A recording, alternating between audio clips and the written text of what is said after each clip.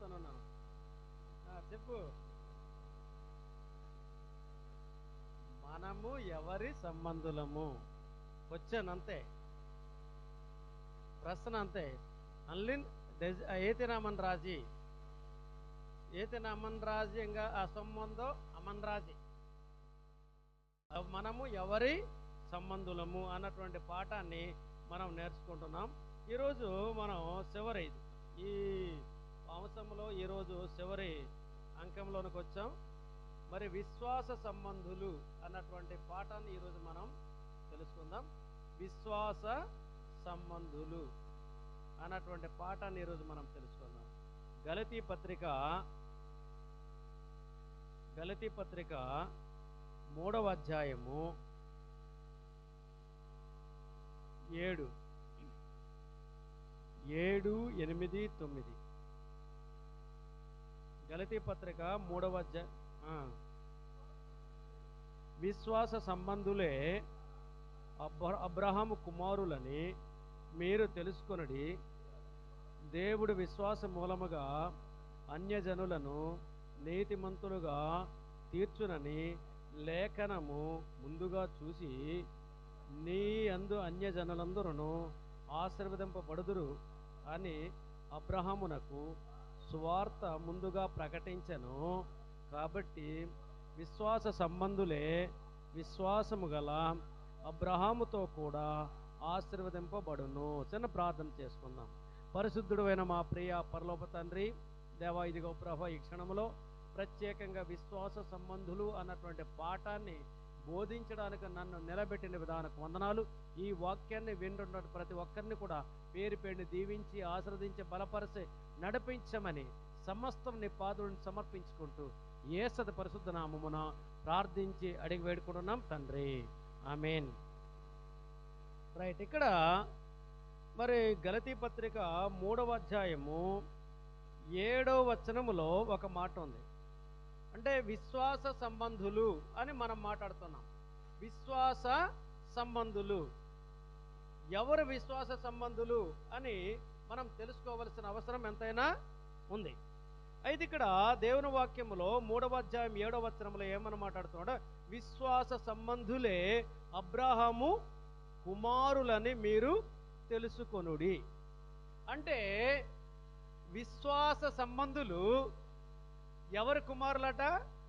అబ్రహాము కుమారులు. అందుకనక అబ్రహాంకి ఒక పేరు ఉంది. ఏమన్నది?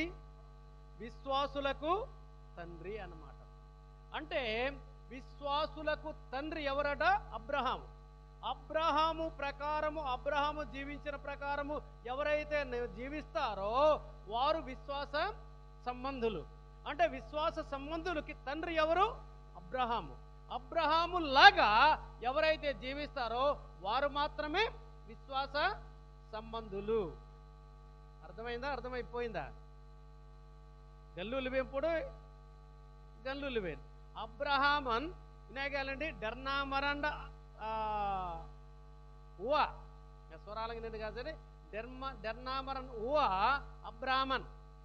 అంతేనా అమ్మ? కరెక్టేనా? డెర్నామరంజి ఊవాంగ్ అండగాలండి అబ్రహామన్. అబ్రాహ్మణంగాలు మేంగ్లు అండాత డకూతనే తమన్ రాజిన డెర్నామరంజి గంతాజీ డెర్నామరంజి అంగాలి అమేంగ్ల డకూలు ఉండి అండుకి ఇలా అమేంగ్ల డకూను పోనాన్ అబ్రాహ్మన్ ఆంజింగోయ్ అమన్రెంగ్ గిజాంగి ఇల్లి అల్లిన తీగున్న మేంగ్ల డకూలు ఉండి అల్లి డెర్నామరంజి అసంబంధో డేతాయ్. అంటే మనం దేవునికి అంటే విశ్వాసానికి మారు పేరు ఎవరంటే అబ్రహాము. అబ్రహాములాగా ఎవరైతే జీవిస్తారో వారే విశ్వాస సంబంధులు. గత వారము మనం ఒక పాఠాన్ని మనం నేర్చుకున్నాం. ఏంటది? విశ్వాస సంబంధులు, దేవుని సంబంధులు ఎవరు అన్నటువంటిది మనం నేర్చుకున్నాము. నేర్చుకున్నటువంటి భాగంలో యోహాను సువార్త 4వ అధ్యాయం 6వ వచనంలో ఒక మాట ఉంది. ఏమనుంది అంటే దీనికి రిలేటెడ్ మాట అందులోన ఏమన్నా మాట్లాడుంది? మనము దేవుని సంబంధులము అని ఉంది. మనము దేవుని సంబంధులము అని. ఇక్కడేమో విశ్వాస సంబంధులు అని ఉంది. అంటే దేవుని సంబంధులే విశ్వాస సంబంధులు. అంటే ఇక్కడ ఏమని ఉంది? మనము దేవుని సంబంధులము, దేవుని ఎరిగిన వాడు మన మాట వినును. దేవుని ఎరిగిన వాడు మన మాట వినును.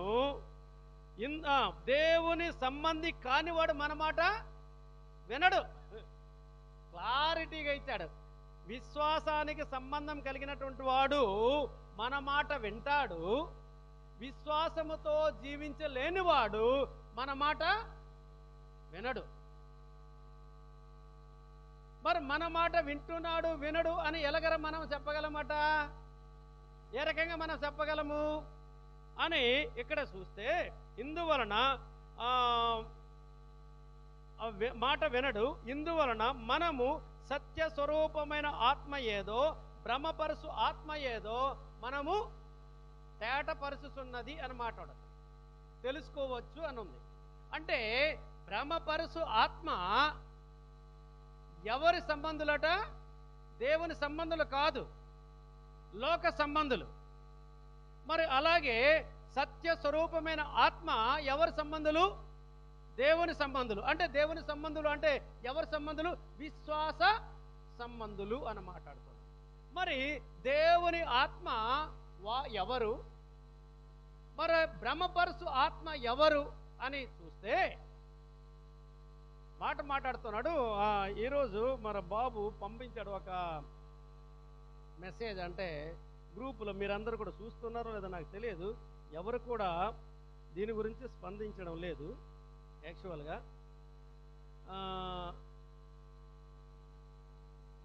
చూసినటువంటి ఈరోజు పంపించినటువంటి మాటల్లో ఒక మాట ఉంది ఇక్కడ, దౌర్భాగ్య నిర్లక్ష్యం అని ఉంది.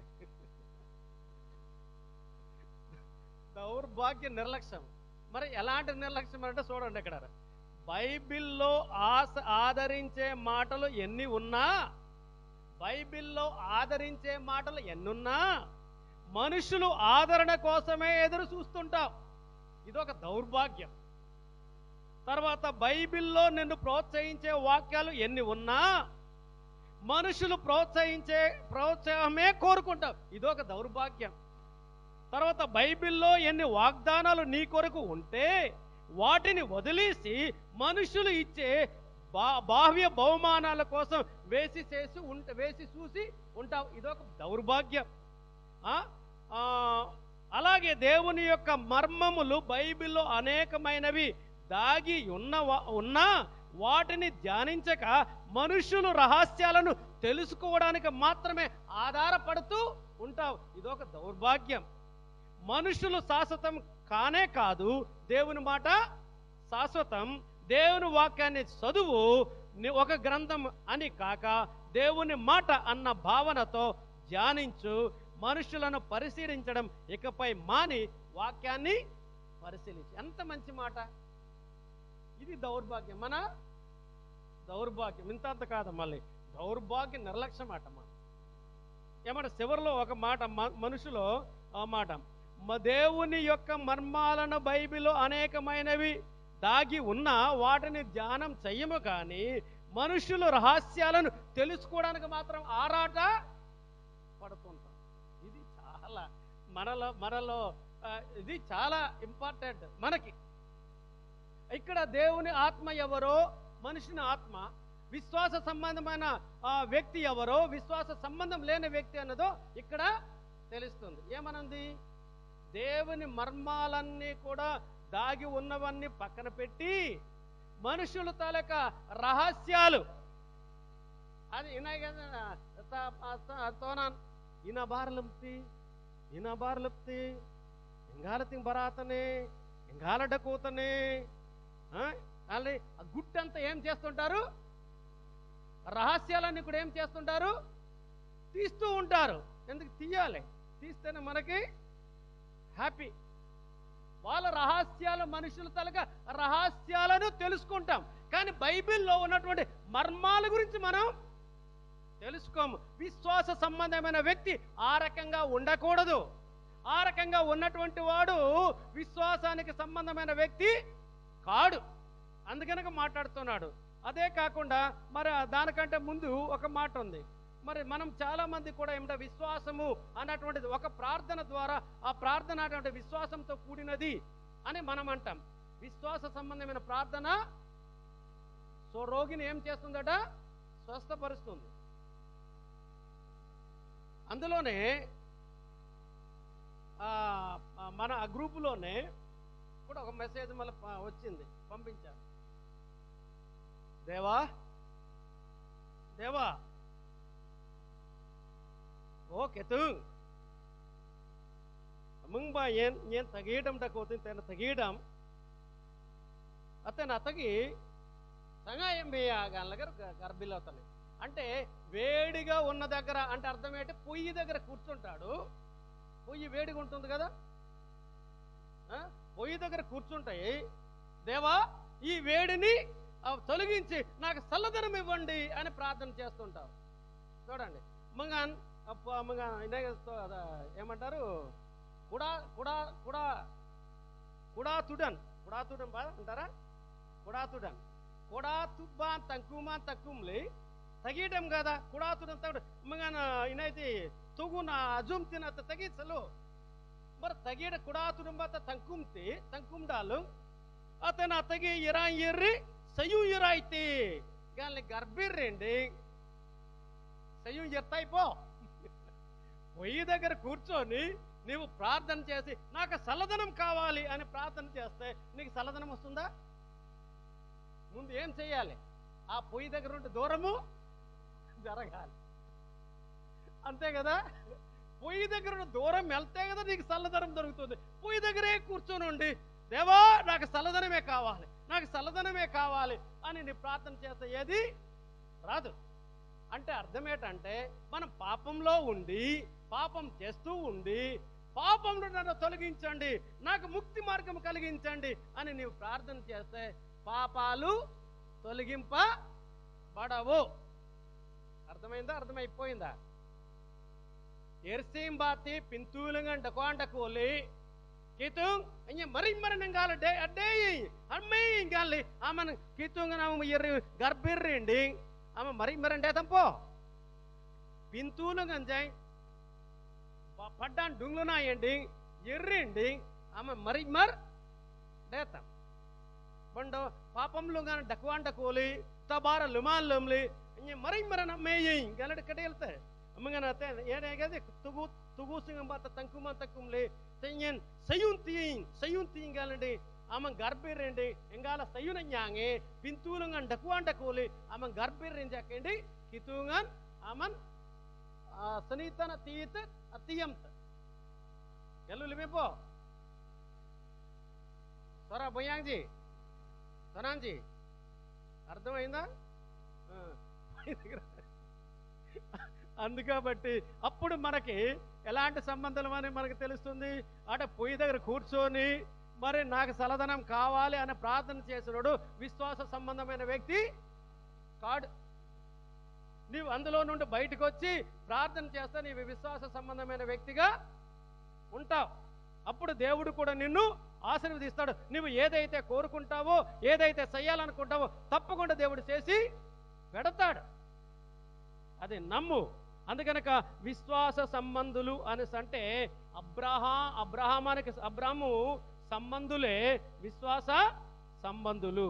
అలాగే కింద 8వ వచనం చూస్తే దేవుడు విశ్వాస మూలముగా అన్యజనులను నీతిమంతులుగా తీర్చునను లేఖనము ముందుగా చూసి నీయందు అన్యజనులందరూ ఆశీర్వదింపబడుదురు అని అబ్రహామునకు సువార్త ముందుగా ప్రకటించాను.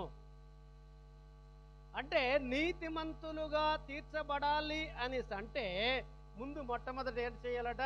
ఎవరైనా ఇప్పుడు అబ్రహాము సున్నతి పొందలేదు. అబ్రహాము సున్నతి పొందలేదు అంటే అర్థం ఏంటంటే సున్నతి అనేసి అంటే ఇంచుమించుగా మనకి ఇక్కడ మన ఏంటంటే బాప్తిసం, మారు మనసు. అంటే మారు మనసు కాదు, బాప్తిసం. మరి బాప్తిసం అన్నటువంటిది అతను పొందలే, ఎక్కడ కూడా పొందలేదు. కానీ అతను దేనిగా తీర్చబడ్డాడు? నీతిమంతుడుగా విశ్వాసులకు తండ్రిగా తీర్చబడ్డాడు. అంటే ఇక్కడ మాట ఏంటంటే మనము మన బాప్తిసం తీసుకుంటే నీతిమంతులుగా తీర్చబడతావు అన్న మాట మనం ఏదైతే మాట్లాడుతున్నామో, అబ్రాహాం విషయంకి వచ్చినప్పుడు మన బాప్తిసం తీసుకోకపోయినా అతను నీతిమంతుడుగాను విశ్వాసానికి తండ్రిగాను మార్చాడు. మరి మనకు కనబడుతుంది ఎవరు? యేసుక్రీస్తు వారు సిలువ వేసినప్పుడు ఇద్దరు దొంగలు ఉన్నారు కదా, కుడి ప్రక్కన ఎడం ప్రక్కన ఉన్నారు. ఆ కుడి ప్రక్కన ఉన్నటువంటి అంటే ఆ ఇద్దరు దొంగల్లో ఒక దొంగ ఏమన్నాడు? నీ రాజ్యంలో వెళ్ళినప్పుడు నన్ను జ్ఞాపకం చేసుకోమన్నాడు.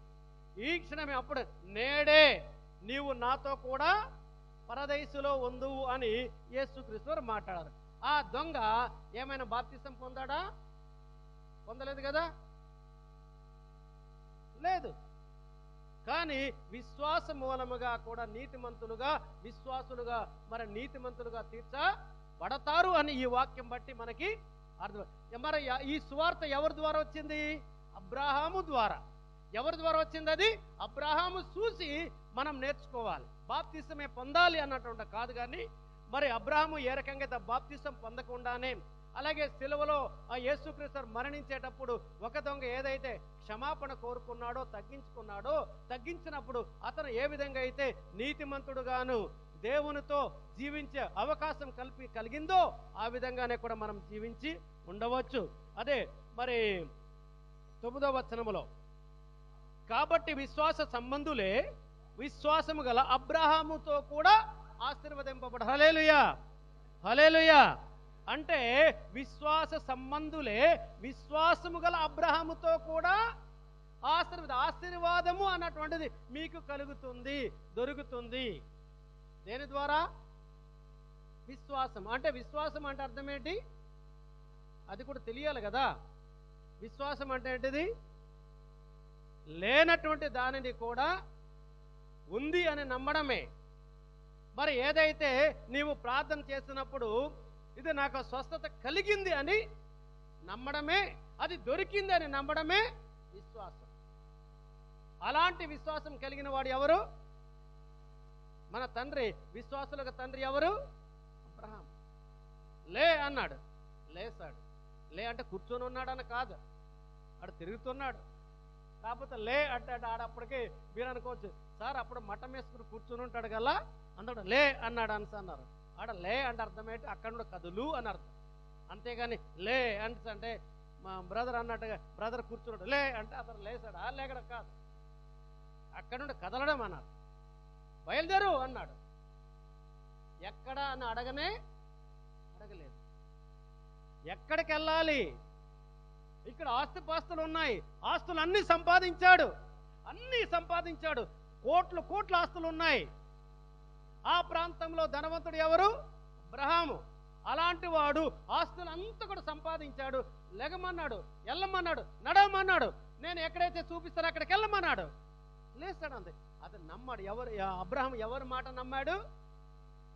దేవుని మాట నమ్మాడు. అదే విశ్వాసం. వాడు ఎక్కడైనా సరే దేవుడు నాకు లేమన్నాడు, వెళ్ళమన్నాడు, నాకు ఎలాగైనా దారి చూపిస్తాడు. విశ్వాసం అతనికి ఎవరిలో కలిగింది? అబ్రహాములో కలిగింది. నమ్మాడు కాబట్టి వాడు విశ్వాసులకు తండ్రి. అతని ద్వారా మనకి ఈరోజు ఒక సువార్త అందింది. అంటే విశ్వాసము ద్వారా కూడా మనం నీతిమంతులుగా కూడా తీర్చబడతాము, దేవునితో కూడా ఉంటాము అన్నటువంటి ఒక సువార్త అబ్రహాం ద్వారా మనకి కలిగింది. అందుకబట్టి నీతిమంతులుగా మనం జీవించాలి. అందులో రోమాపత్రిక 4వ అధ్యాయం 11వ వచనం చూసి ముగిద్దాం. రోమాపత్రిక 4వ అధ్యాయం 11వ వచనం. మరియు సున్నతి లేని వారినైనను నమ్మిన వారికందరికీ అతడు తండ్రి యగుట వలన వారికి నీతి ఆరోపించుటకై అతడు సున్నతి పొందక మునుపు తన కలిగిన విశ్వాసము వలన నైనా నీతికి ముద్రగా సున్నతి అను గుర్తు పొందాను. హల్లెలూయా, హల్లెలూయా. ఇక్కడ చూడండి, ఇది ఎవరి గురించి మాట్లాడాడు? అబ్రహాం గురించి మాట్లాడు. ఎవరి గురించి మాట్లాడాడు? అబ్రహాం గురించి మాట్లాడాడు.